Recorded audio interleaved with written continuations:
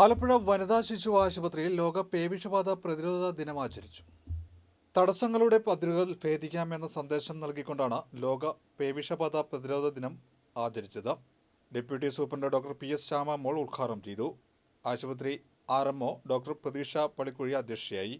Doctor KI Shirley വിഷയാവതരണം നടത്തി. Nursing superintendent Nirmala Augustine, health inspector S Jayakrishnan, nursing officer Sini Joseph എന്നിവർ സംസാരിച്ചു.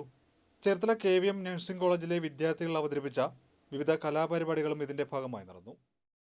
ഇതെന്ന് പറയുന്നത് വളരെ രണ്ട് എൻറ്റിറ്റിയാണ് ഇതിനുള്ളത്. ഒന്നെന്ന് പറയുന്നത് ഇത് നമുക്ക് ഉണ്ടാവാതെ പ്രതിരോധിക്കാം, അതാണ് ഒരു കാര്യം. രണ്ടാമത്തേന്ന് പറയുന്നത് ഉണ്ടായി കഴിഞ്ഞു കഴിഞ്ഞാൽ ഇത് 100% ഫേറ്റിലാണ്. ഏതാനും ദിവസങ്ങൾക്കകം തന്നെ ഈ പേവിഷബാധ ഉണ്ടായ ആള് മരണത്തിന് കീഴടങ്ങും.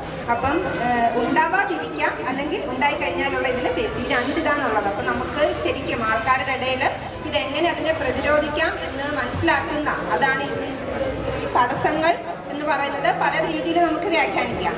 അത് എങ്ങനെ പ്രതിരോധിക്കാം എന്നുള്ള ആൾക്കാർക്കിടയിൽ ഒരു അവബോധം ഉണ്ടാക്കുക. പിന്നെ ഈ പേവിഷബാധ ഉറപ്പായിട്ട് അറിയാമല്ലോ, മൃഗങ്ങൾ വഴിയാണ് നമുക്ക് വരുന്നത്. ഈ മൃഗങ്ങളെ എങ്ങനെ നമുക്ക് കൺട്രോൾ ചെയ്യാം എന്നുള്ളത് നമ്മുടെ സമൂഹത്തിൽ ഒരു വലിയ ക്വസ്റ്റ്യനാണ്. അത് മെയിൻ ഒരു തടസ്സമാണ് നമുക്ക്. അപ്പം അതും ഈ ഒരു ഇനി അങ്ങോട്ടുള്ള ദിവസങ്ങളിൽ മുന്നോട്ടുള്ള ദിനങ്ങളിൽ നമുക്കതിനെ ഫേസ് ചെയ്ത് മാറ്റപ്പെടാൻ കഴിയട്ടെ എന്ന് ഞാനും ആഗ്രഹിക്കുകയാണ്. പിന്നെ ഇന്നത്തെ ഈ ഒരു ദിവസത്തിൻ്റെ ഇമ്പോർട്ടൻസ് എന്ന് പറയുന്നത് എന്താണ് നമ്മുടെ ജനങ്ങളിലേക്കുള്ള എത്തിച്ചു നൽകാനുള്ളതെന്നുള്ളത് നമ്മൾ പറഞ്ഞു തരാനായിട്ട് നമ്മുടെ ബഹുമാനപ്പെട്ട ഷെർലി മാഡം എത്തിച്ചേർന്നിട്ടുണ്ട്.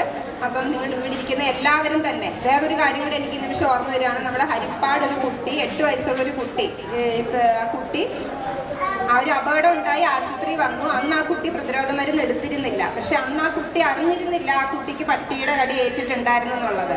ഇവൻ മണ്ണിൽക്കൂടൊക്കെ മറിഞ്ഞുപോയി. ആശുപത്രി വന്നു പറഞ്ഞത് അവൻ വീണൂന്നേ പറഞ്ഞുള്ളൂ. വീട്ടുകാരോടും വീണൂന്നേ പറഞ്ഞുള്ളൂ. ആശുപത്രിയിൽ വന്നപ്പോഴും അങ്ങനെ പറഞ്ഞുള്ളൂ. അതുകൊണ്ട് ആശുപത്രിയിൽ നിന്ന് വന്നപ്പോൾ ഈ പട്ടിയുടെ ഒരു ഹിസ്റ്ററി പറഞ്ഞതേ ഇല്ലാത്തതുകൊണ്ട് അവരാരും ആ ഒരു പ്രതിരോധ മരുന്ന് കൊടുത്തില്ല. പക്ഷേ ആ കുട്ടിക്ക് ഇതുപോലെ പേവിഷബാധ വന്നു. അവന് 10 ദിവസത്തിനകം തന്നെ മരിക്കുകയും ചെയ്തു.